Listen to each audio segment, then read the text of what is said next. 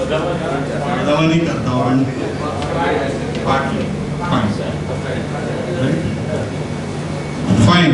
અહીંયા આગળ ઇન્સ્ટન્ટ હું એક પ્રાઇસ ડિક્લેર કરું છું કે જો કોઈ કહી આપે તો નામ લખી રાખજો પ્રેમલભાઈ કે આ ઇન્વેસ્ટમેન્ટના 3 પ્રિન્સિપલ છે એ કયા કયા. તમે મને નહીં બોલતા, તમે માસ્ટર છો. આગળની લાઈન વાળા નહીં બોલો. Start early. હા, સ્ટાર્ટ અર્લી. ઇન્વેસ્ટમેન્ટના 3 પ્રિન્સિપલ. ઇન્વેસ્ટમેન્ટના 3 principle. Anybody is there who can raise their hand? 3 principles of investment. નહીં? Can I proceed? પહેલું નામ ગયું સેફટી, મારી નાણાંની સુરક્ષિતતા, રાઈટ. સેકન્ડ રિટર્ન, મને કેટલું વળતર મળે, હું મૂકું તો મને શું મળે. અને થર્ડ લિક્વિડિટી, નાણાંની પ્રવાહિતતા. Safety, return, liquidity. બીજો સવાલ પ્રાઇઝ આપીશ. આ 3 માંથી ઇમ્પોર્ટન્ટ કયું? સેફટી વાળા હાથ ઉપર કરે. રિટર્ન વાળા કેટલા છે?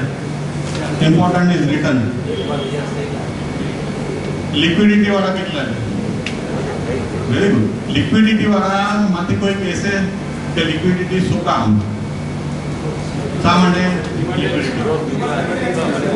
કોઈ ઓપોર્ચ્યુનિટી આવે તો જે ઇન્વેસ્ટ કરેલા આપણા જ પૈસા હોય એને આપણે લિક્વિડેટ કરીને સારામાં સારી ઓપોર્ચ્યુનિટીમાં નાખીએ. પ્રેમલભાઈ નામ લખી. સેક્રેટરી છે. Give him a big direct.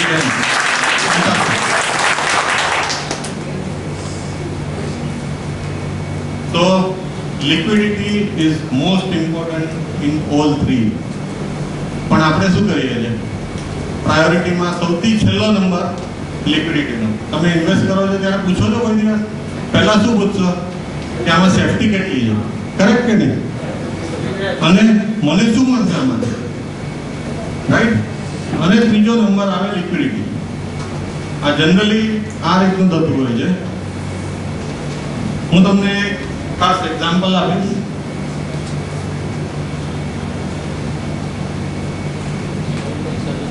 એક વ્યક્તિ હતી 4-5 વર્ષ પહેલા મારી પાસે આવી હતી. એ મને કે મારે જનરલી ઇન્વેસ્ટમેન્ટ કરતા આવતા હોય ને તો એ ઘરેથી ડિસાઈડ કરીને જ આવે કે મારે ક્યાં રોકવા છે. ઓપિનિયન આપણો લે, છેલ્લે ફરીને ત્યાં જ આવે કે નહીં આ બહુ સારું છે. એને ક્યાં ગાર્ડનમાં કોઈ ફ્રેન્ડે કીધું હોય કે કોઈ એના રિલેટિવ્સે કીધું હોય કે આ વસ્તુ સારી છે, તો એ મારી પાસે આવ્યા હતા કે મારે 80 લાખ રૂપિયા ઇન્વેસ્ટ કરવા છે, તમે મને કહો ક્યાં કરવું. એટલે પછી બધા પ્રોડક્ટ બતાવ્યા, પછી ગોળ ફરીને આવ્યા કે નહીં મારે તો 8% જે બોન્ડ છે રિઝર્વ બેંકના એમાં ઇન્વેસ્ટ કરવું છે.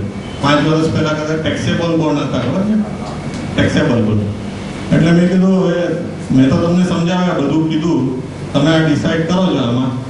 પણ મોસ્ટ ઇમ્પોર્ટન્ટ તમે ધ્યાન રાખજો કે આમાં તમને પૈસા વચ્ચેથી જોઈતા હશે તો પાછા નહીં મળે, અને આના પર લોન પણ જોઈતી હોય ને તો બેંક નહીં આપે તમને. એટલે આ 2 વસ્તુનું ખાસ ધ્યાન રાખજો. ઠીક છે, હું ડિસાઈડ કરીને આવ્યો છું અને મારા રૂપિયા આમાં જ રોકવા છે, અને મને મિનિમમ 5 વર્ષ તો આ રૂપિયા લાગવા જ નથી. ઓકે, અહીંયા આગળ જે કહેવાય ને, શું નામ તમારું સેક્રેટરી છે? યોગેશભાઈ. લક કોને કહેવાય? લકની ડેફિનેશન તમે આ નામ લખી લેજો. જે આનો ડેફિનેશનનો આન્સર આપશે એનું નામ, પ્રાઇઝ આપશે. લક કોને કહેવાય? કોઈ સારી તક મળે ને ઝડપી લેવી. કરેક્ટ, લખી લો. પસાર થતી તકને ઝડપી લેવી એને લક કહેવાય, રાઈટ છે. આ ભાઈના કિસ્સામાં એવું જ બન્યું. What is life, right. આ ભાઈના કિસ્સામાં એવું જ બન્યું. એ લગભગ 6 થી 8 મહિના પછી મને સવારનો ફોન આવ્યો કે મારે અર્જન્ટલી તમને મળવું છે. મેં કીધું શું થયું? તો કે નહીં મારે આજને આજ તમને મળવું છે. મેં કીધું ફાઇન, આવી જાઓ તમે. ત્યાં ઓફિસમાં આવીને મને કહે કે મારે મારા પૈસાની ખૂબ જરૂર છે. મેં કીધું શું થયું? મેં તો તમને પહેલેથી જ કીધું હતું કે આ રૂપિયા તમને નહીં મળે અને બેંક બી લોન નહીં આપે. તો એ કે મારી બાજુમાં જ નેક્સ્ટ ડોર નેબર છે, એ મુંબઈ છોડીને જાય છે અને મને માર્કેટ કરતાં 20% ઓછા ભાવે ફ્લેટ આપે છે. આને ઓપોર્ચ્યુનિટી કહેવાય. કરેક્ટ? રાઈટ ને? અને આ તકો જો તમારી પાસે જ્યારે પૈસા ન હોય તો પછી લાઈફમાં તમે તક ગુમાવ્યું. કરેક્ટ?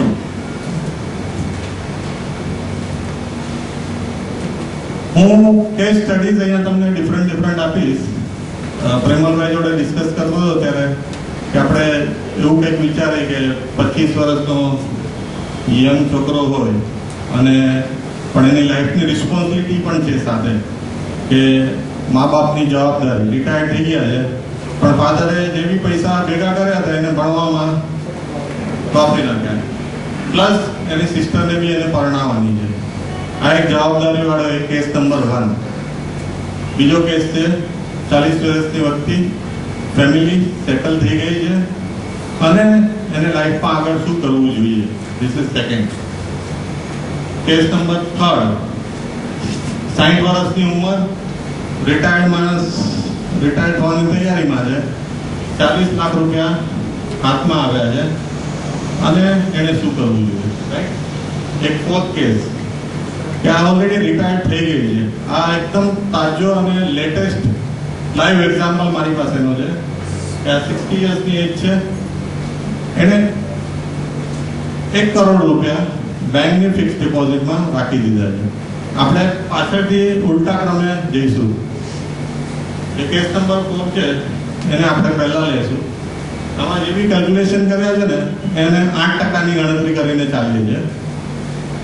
તો આ કેસમાં 60 વર્ષની વ્યક્તિ છે, એની લાઈફ એક્સપેક્ટન્સી ગણીએ તો 85 યર્સ, એટલે 25 વર્ષ આ વ્યક્તિ બધું જીવવાની છે. એની પાસે 1 કરોડનું કોપસ છે ને બધું બેંકની ફિક્સ ડિપોઝિટમાં મૂકી દીધું છે. રાઈટ? હી ઇઝ હેપી કે 10%નું વ્યાજ મને હમણાં મળે છે, 2 વર્ષ તો 10% મેં ફિક્સ કરીને રાખ્યા છે, કદાચ ફ્યુચરમાં ઘટે તો આપણે 8%ની ઓરેજ પકડીને ચાલે કે આગળ 8% છે. મોંઘવારીનો દર 8% પકડ્યો છે. મંથલી એક્સપેન્સીસ સારી સોસાયટીમાં રહે છે, ખર્ચો લેવિશલી કરે છે, 50,000 રૂપિયા મહિનાનો ખર્ચો છે, 10,000 રૂપિયા મેડિકલ અને એમાં જાય છે.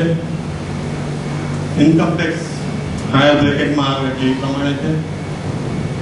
અને એ જાય ત્યારે એની 2 દીકરીઓ છે હમણાં, તો એની ઈચ્છા છે કે હું 25-25 લાખ એને મર્યા પછી એના માટે મૂકતો જાઉં, એટલે 50 લાખ જ્યાં સુધી વપરાય તો ચાલે નેક્સ્ટ 25 યર્સમાં. એની પત્નીનું હમણાં 6 મહિના પહેલા મરણ થયું. ઓવરઓલ 1 કરોડ રૂપિયા 25 વર્ષ ચલાવવાના, 2 દીકરીને 25-25 લાખ રૂપિયા આપવાના. તમારામાંથી કેટલા લોકો એવું માને છે કે આ 1 કરોડ બેંકની ફિક્સ ડિપોઝિટથી આરામથી 25 વર્ષ કાઢી શકશે અને 50 લાખ રૂપિયા આપી શકશે? How many of you are believing that he can easily manage in 25 years? કેટલા લોકો છે? 1000. એટલે એમ બધાને ખબર છે કે આ પૈસા નહીં ચાલે 25 વર્ષ. કેટલા લોકો, ચલો હું રિવર્સ કહું, કેટલા લોકો એવા છે કે એ માને છે કે આને 25 વર્ષ નહીં ચાલે? તો બી તો 4 જ જણે હાથ ઉપર કરે, એટલે બાકીના એટલે ભરતભાઈ મોબાઈલ ચાલુ રખાવે હતા કે નહીં? તમે જાગો છો ને બધા? એટલે કોઈ રિસ્પોન્સ નથી એમ. એટલે કેટલા જણો, ફ્રેન્કલી કેટલા જણોને એવું લાગે છે કે આ રૂપિયા ચાલશે, આરામથી કાઢી શકે? એટલે અચ્છા, તમારામાંથી આવું કરવા વાળા કેટલા હોય કે એકલા 1 કરોડ રૂપિયા આવે ને હું બધા ફિક્સ ડિપોઝિટમાં મૂકી દઉં? અરે વાહ, રૂપિયા જ નથી તો ક્યાંથી?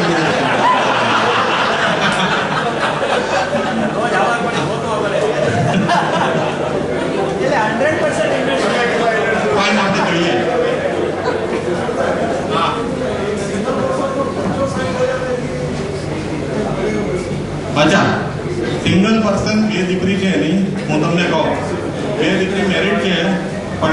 રાખવા માટે એ વારાફરતી આવે છે. મેરેજ છે 1 મહિનો he takes care of his father.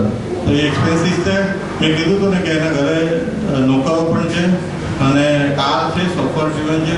મને નથી લાગતું 50,000 રૂપિયા બરોબર છે. 5-10,000 આમથી આમ હોય તો આ મેં ખાલી એક્ઝામ્પલ આપે છે. ફાઇન. કેટલા લોકો માને છે કે આ ચલો 25 વર્ષ નહીં ચાલે, 20 વર્ષ ચાલશે. ફાઇન, આપણે એકચ્યુઅલ જોઈ લઈએ. હા, બેસિક થોડી જોઈએ અને એકચ્યુઅલ પર આવે.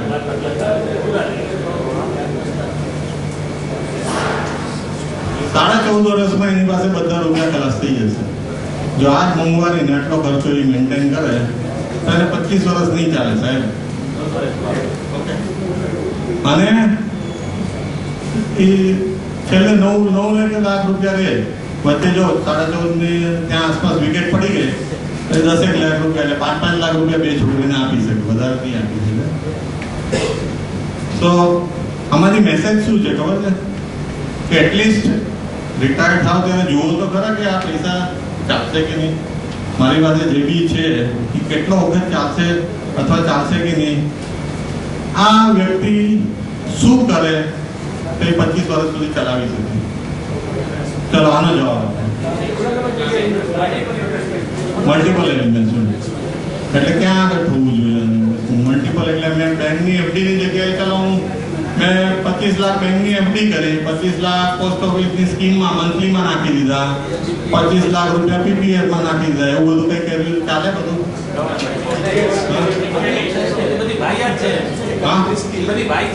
એના ભાઈ જ છે બધા.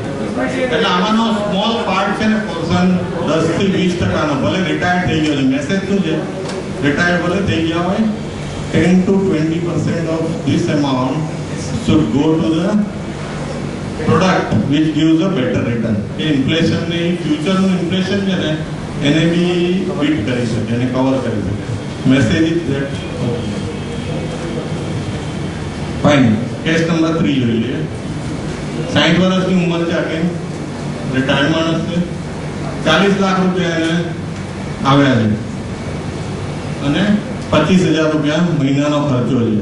શું લાગે છે આમાં? 8% રિટર્ન છે, ઇન્ફ્લેશન 8% છે. કેટલા વર્ષ ચાલશે?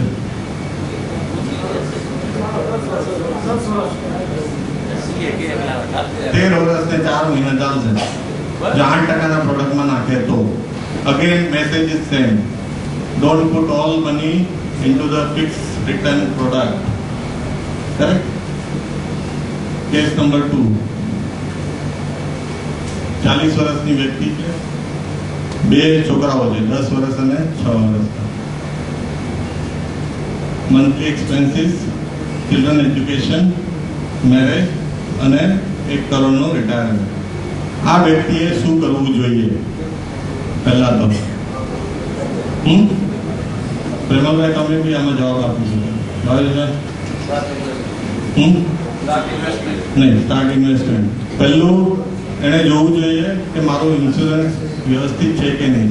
જો 40 થી 60 ની અંદર જ વિકેટ પડી ગઈ તો આ 2 છોકરાઓને ભણાવવાની ને પરણાવવાની જવાબદારી કોણ કરશે? અને મેજોરિટી ઓફ ધ કેસમાં મેં જોયું છે most of the people are under ઇન્શ્યોર્ડ. એમને પોલિસીઓ કઢાવી હોય છે પણ ખબર નથી કે કેટલાનું ઇન્સ્યોરન્સ છે. પહેલું જોવું જોઈએ ઇન્સ્યોરન્સ કોને કહેવાય. It's a replacement of income. આજે મારી 50,000 ની ઇન્કમ હોય અને દર મહિને હું મારી પત્નીને 50,000 રૂપિયા આપતો હોઉં 1 તારીખે, 1 મહિનો હું બહારગામ જાઉં તો કેટલા રૂપિયા આપીને જાઉં? 50,000. ખાલી ઓવર એગ્રી વિથ મી? 3 મહિના માટે હું બહારગામ જાઉં તો 1.5 લાખ આપીને જાઉં. પણ હું બહારગામ જાઉં ને પાછો જ ન આવ્યો તો શું? આ પ્રશ્ન દરેક વ્યક્તિએ પોતાની જાતને પૂછવો જોઈએ અને એની પ્રોવિઝન કરવી જોઈએ અને એના પ્રમાણેનો ઇન્સ્યોરન્સ કાઢવો જોઈએ કે હું ન હો અને 50,000 લાઈફ લોંગ મળ્યા કરે. ખાલી 50,000 નહીં, એના સિવાયની જે જવાબદારીઓ છે, 2 દીકરીના લગ્ન કરવાના છે એની જવાબદારી હોય, અગર ઘર લીધું હોય ને એની લાયબિલિટી હોય, તો એની જવાબદારી આ બધો ઇન્સ્યોરન્સ હોવો જોઈએ. હવે મને એક સવાલનો જવાબ આપજો કે શું LICના ટ્રેડિશનલ પ્રોડક્ટો કે યુલિપ આ વસ્તુ કરી શકે? ન જ કરી શકે. એના માટે શું લેવું જોઈએ? Term plan. કરેક્ટ? તો પહેલી જવાબદારી જે કહેવાય ને એ જવાબદારી છે ટર્મ પ્લાન લેવાની દરેક વ્યક્તિએ. આ તમને કોઈ એજન્ટ સજેસ્ટ નહીં કરે. એનું સિમ્પલ કારણ છે કે એનું પ્રીમિયમ ખૂબ ઓછું આવે. 1 કરોડનો ઇન્સ્યોરન્સ કરાવવો હોય અને 25 વર્ષની વ્યક્તિ હોય તો મને નથી લાગતું કે 6-7 હજાર રૂપિયાથી વધારે એનું પ્રીમિયમ આવે. હવે 6-7 હજારમાં તમારો 1 કરોડનો ઇન્સ્યોરન્સ નીકળી જાય તો પછી એજન્ટનું રિટાયરમેન્ટ પ્લાનિંગ ક્યાંથી થાય? કરેક્ટ ને? પણ નેસેસિટી શું છે એ જુઓ, એને સમજો અને પછી ડિસાઈડ કરો. આવા કોઈ પણ પ્લાન તમે જો લીધા હોય ને, મારો આર્ટિકલ છે એમાં રિવ્યુ કરજો તમારા ઇન્સ્યોરન્સના પ્લાનને અને પછી ડિસાઈડ કરજો કે વેધર ટુ કન્ટિન્યુ એને પેડ અપ કરીને ઇન્સ્યોરન્સ કાઢી શકાય. હું એમ નથી કહેતો કે તમારા બધા જ પ્લાન ખરાબ ને ખોટા હશે, LICના બધા જ પ્લાન ખરાબ અને ખોટા હશે, પણ શું એની જરૂરિયાત પ્રમાણે લેવાયા છે? આ પ્રશ્ન છે. કરેક્ટ? જો 1 કરોડનું કોર્પસ ભેગું કરવું હોય તો હું 10,000 રૂપિયા મહિને નાખું અને 12% હિસાબે હું એ ટાર્ગેટ પર પહોંચી શકું. પણ 1 કરોડમાં હું જો ઇન્ફ્લેશન 8%નું નાખું તો મારે 40 વર્ષે હું શરૂઆત કરું તો 46,000 રૂપિયા મહિને જોઈએ. મારે 1 કરોડના ઇન્ફ્લેશનના ટાર્ગેટ એટલે લગભગ 4.5 કરોડની વેલ્યુ થાય. 4.5 કરોડ ભેગા કરવા માટે 40 વર્ષની ઉંમરે 40,000 રૂપિયા જોઈએ. Okay, come to the first one. સિસ્ટરના મેરેજ કરવાના છે 1 વર્ષની અંદર, જેનો ખર્ચો છે 7 લાખ રૂપિયા અને 1 વર્ષ પછી એની વેલ્યુ થઈ જશે 7.5 લાખ રૂપિયા. ઓન મેરેજ પોતાના લગ્ન કરવાના છે 3 વર્ષની અંદર, 7 લાખનો ખર્ચો, 3 વર્ષ પછી 8,80,000 થઈ જશે 8%ના ઇન્ફ્લેશન. ચિલ્ડ્રન્સ હાયર એજ્યુકેશન 18 વર્ષ પછી 10 લાખનો ખર્ચો, 40 લાખ રૂપિયા થઈ જશે. એના મેરેજ 25 વર્ષ પછી 10 લાખના 68 લાખ રૂપિયા થઈ જશે. અને રિટાયરમેન્ટ 35 વર્ષ પછી 1 કરોડ રૂપિયા જોઈતા હોય તો એની વેલ્યુ ત્યારે 1 કરોડ ને 40 લાખ રૂપિયા છે. કરેક્ટ? આપણે જોઈએ એના માટે આ બધું રેગ્યુલર એના એક્સપેન્સીસ કાઢ્યા પછી કરવાનું છે. એટલે તમે ભરતભાઈ કીધું એમ પહેલા કમાઓ, ખર્ચો અને આ બધી રિક્વાયરમેન્ટ બી પૂરી કરો. હું ડ્રીમની વાત નથી કરતો ભરતભાઈ, તમારા ડ્રીમ બહુ મોટા મોટા દેખાડ્યા હતા તમે. પહેલા આ તો કરીએ. So, what is required per month? સિસ્ટરના મેરેજ 1 વર્ષની અંદર જ કરવાના હોય તો 60,000 રૂપિયા મહિને જે કરે ઇન્વેસ્ટ તો ત્યાં પહોંચી શકે. પોતાના મેરેજ 3 વર્ષ પછી હોય તો 21,000 રૂપિયા કમાઈને રોકે તો પોતાના મેરેજ કરી શકે. એજ્યુકેશન 18 વર્ષ પછીનો ગોલ હતો, 5,225 રૂપિયા દર મહિને રોકે તો આ ગોલ પૂરો કરી શકે. ચિલ્ડ્રન્સ મેરેજ આ 25 વર્ષ પછીનો ગોલ હતો, 3,609 રૂપિયા દર મહિને કરે તો એનો ગોલ પૂરો થઈ જાય. અને પોતાનું રિટાયરમેન્ટ 1 કરોડ જોઈતા હોય ત્યારના ઇન્ફ્લેશન સાથે તો 2,167 રૂપિયા ઇન્વેસ્ટ કરે તો એ ગોલ એચીવ કરી શકે. ટૂંકમાં આમાંથી શું લાગ્યું તમને? શું કરવું જોઈએ? હા, શું કરવું જોઈએ? Start early, but before that, જરૂરિયાત મુજબનું પ્લાનિંગ. કરેક્ટ, પ્લાનિંગ કરવું જોઈએ. એક દિવસ આ રવિવારે કાઢીને અહીંયા આવ્યા, એક ઇનિશિયેટિવ લીધું. એક બીજું ઇનિશિયેટિવ લેજો. રવિવારે હસબન્ડ વાઈફ હોય તો બેસીને લખજો કે આ ફ્યુચરના ગોલ શું છે મારા.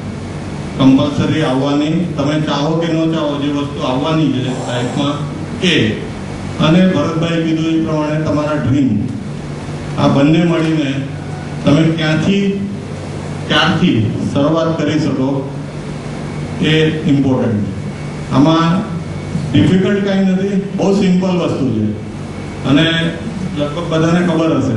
એટલે અમારે કાંદીવલીમાં છે ને કોઈસર જીમખાના કરીને એક જીમખાના ખબર હશે કદાચ. કોઈસર જીમખાના બહુ પોપ્યુલર છે, એટલે બધાને જ ખબર છે કે ત્યાં ચાલો તો સારું રહે, ચાલો તો. પણ તમે સમજો 1 મહિનો ત્યાં ચાલવા ગયા, શિયાળાનો મહિનો આવ્યો હોય ત્યારે બધાને મન થાય કે ચલો વહેલા ઉઠીને ચાલવા જઈએ, અને ફ્રેન્ડને ફોન કરે કે કાલથી ચાલુ કરશું, અને ફ્રેન્ડ ના પાડે અને સ્ટાર્ટ બી કરે. 2 દિવસ ગયા પછી એલો ફ્રેન્ડને ના પાડે, આ ભાઈ બી પછી બેસી જાય કે હવે રહેવા દે ને, કે હવે આજે નથી જવું, ચાલો. કરેક્ટ ને, આવું બનતું હોય છે ને. અને એ શિયાળાના 1 મહિનામાં તમે ચાલીને આખી જિંદગી તમારી હેલ્થ સારી ન મૂકી શકો, આખી જિંદગી કઈ હેલ્થ સારી ન બનાવી શકે. It's a life time process, આખી જિંદગીની પ્રોસેસ છે, અને that one is to follow it. So earlier the better.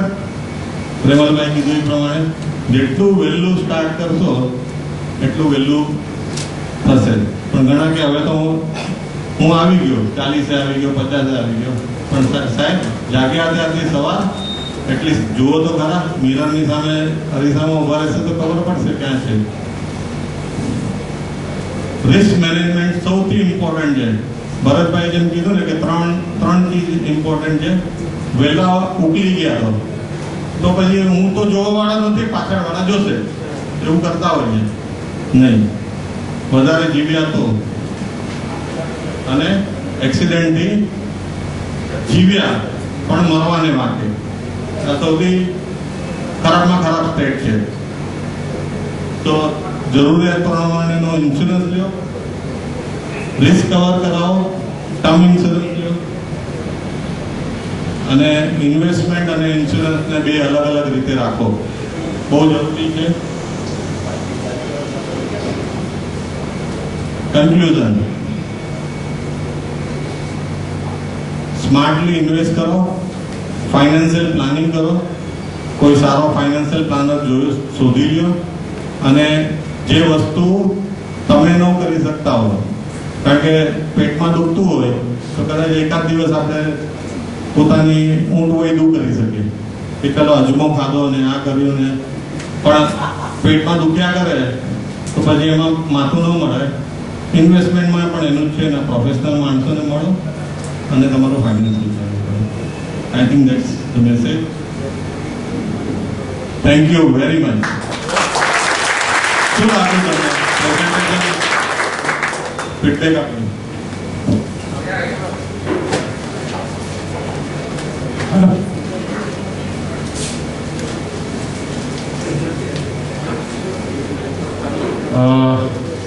આગળ વધીએ એની પહેલા કોઈને પણ આપના વિશે કાંઈ પણ ક્વેશ્ચન્સ હોય કે સવાલ હોય, કાંઈ પણ પર્સનલ લેવલ પર મૂંઝવતા હોય તો our both the speakers are over here, they can answer your questions and queries. તો કોઈને પણ કાંઈ પણ પ્રશ્ન હોય તો તેઓ પૂછી શકે છે.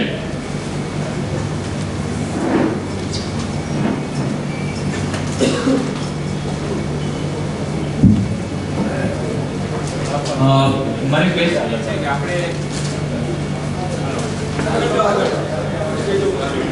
હેલો ગોલ્ડ રિયલ ગોલ્ડમાં ઇન્વેસ્ટમેન્ટ કરવું સારું કે ETF?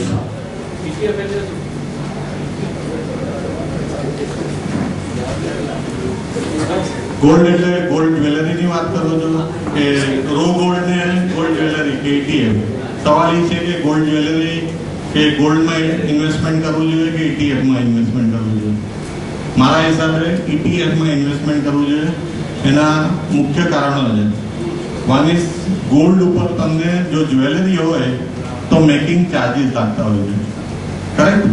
એ મેકિંગ ચાર્જીસ મને લાગે છે, આઈ ડોન્ટ નો કેટલા લાગતા હોય છે, પણ એ 2 થી 4% જેવા મેકિંગ ચાર્જીસ તમારા ઇન્વેસ્ટમેન્ટના થઈ જતા હોય છે. અને તમે વેચવા જાઓ ત્યારે, એટલે લેતી વખતે તો બધા કે અમે પાછા લઈ જશું, વેચવા જાઓ ત્યારે કે હવે બિલ લઈ આવો, એના ઉપરનો ટેક્સ કેટલો હતો નહીં જોવું છે, અને તમને 22 કેરેટના ઘણા મહિના આપ્યા હોય અને 22 કેરેટના મળે કે નહીં ગેરંટી નથી, ખબર નથી. એટલે આ એક કારણ છે. બીજું કદાચ એમ આર્ગ્યુમેન્ટ થાય કે ગોલ્ડ 12માં કર્યા હોય તો ચલો જ્વેલરી નથી તો પૂરા મળશે, પણ એમાં બી ડિફરન્સ હોય છે. એમાં બી તમને પૂરા રૂપિયા નથી હોતા. જે બેંક પાસેથી તમે સમજો ગોલ્ડ લીધું હોય એ પાછી નથી લેતી, એ ખાલી વેચે છે, એ રિટર્ન નથી લેતી. તો તમારે પાછું વેચવા માટે બીજે જવું પડે એટલે ડિફરન્સ રહેવાનો છે. એટલે માય એડવાઇસ ઇઝ કે એક્સચેન્જ ટ્રેડેડ ફંડમાં દર મહિને, કારણ કે બીજું તમે સમજો નાનામાં નાનું બી લ્યો, ગોલ્ડનું 12 કેટલા ગ્રામનું આવે ઓછામાં ઓછું, તો એની કોસ્ટ બી કેટલી થાય, કરેક્ટ કે નહીં? પણ એક્સચેન્જ ટ્રેડેડ ફંડમાં તમે મિનિમમ રૂપિયાથી બી ઇન્વેસ્ટ કરી શકો. ઇવન મ્યુચ્યુઅલ ફંડની સ્કીમો છે જ્યાં તમે 500 ને 1000 રૂપિયાના દર મહિને રોકાણથી બી કરી શકો. I think that's why exchange traded fund is better than gold.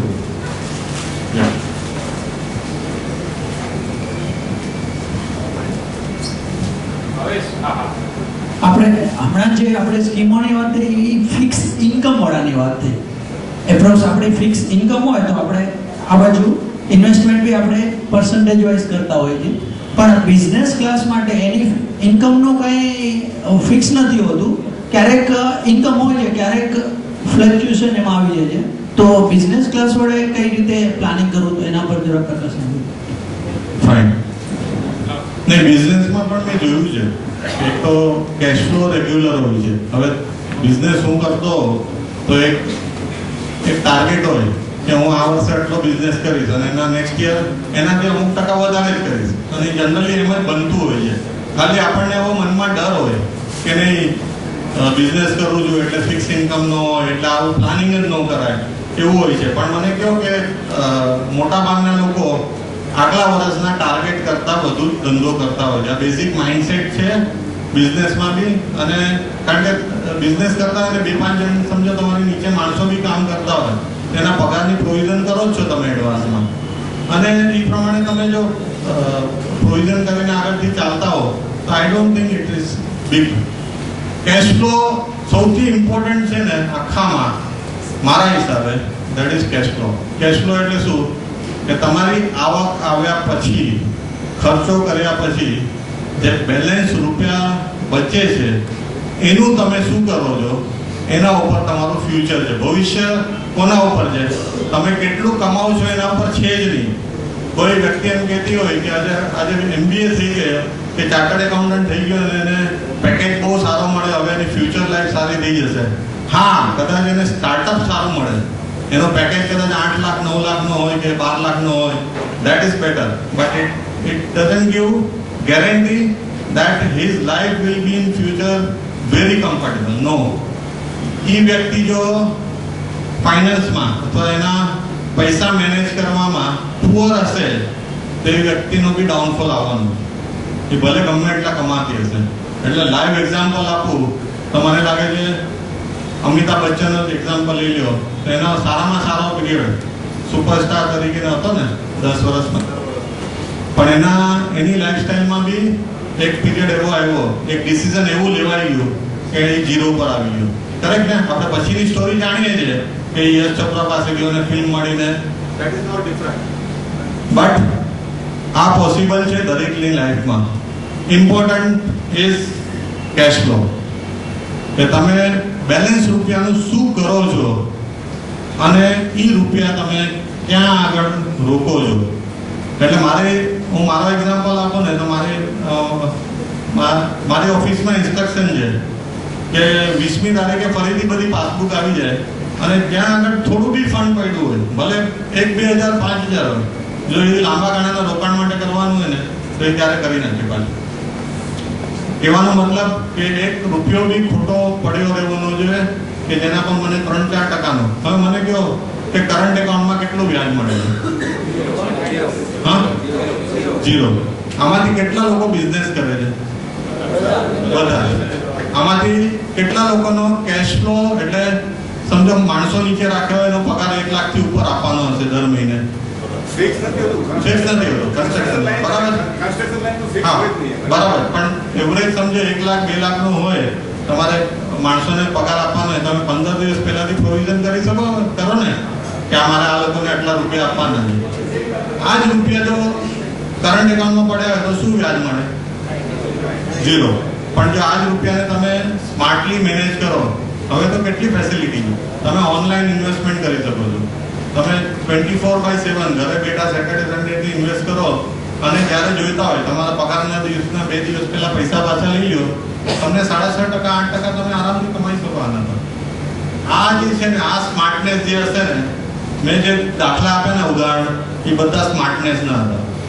આ જે સ્માર્ટનેસ બતાવશે એ એની લાઈફમાં આગળ લઈ જશે. કોઈ સીએ કે એમબીએ કર્યું હશે ને 12 લાખ 15 લાખનો ઇનિશિયલ એને બ્રેક મળી જશે, પણ એનાથી જો એ સ્માર્ટનેસ નહીં હોય તો એની લાઈફમાં 40-45 વર્ષે તમને ડિફરન્સ દેખાશે. તો એ વ્યક્તિ આગળ મારો એક એક્ઝામ્પલ મારી લાઈફનો આપું તો I have started my career with bank. મેં બેંકમાં ગ્રેજ્યુએશન કર્યા પછી જોબ કર્યો, એના પછી 1994 બિઝનેસ સ્ટાર્ટ કર્યો. 2005માં મેં કંપની ચાલુ કરી. આજે મારી કંપનીમાં અમે લોકો લગભગ 15 થી 20 જણા છે. બધું જ છે જે લાઈફસ્ટાઈલમાં જોઈએ બધું જ કહેવાય છે. સોફ્ટવેર ડ્રીવન કાર છે, ફ્લેટ છે, ગાડી છે ને ઓફિસો છે. આઈ થિંક મેં જે એક્સપિરિયન્સ કર્યું છે, only single thing, manage your cash flow very well. That's the ultimate. હજી કોઈ પ્રશ્ન? કોઈને કાંઈ મૂંઝવતો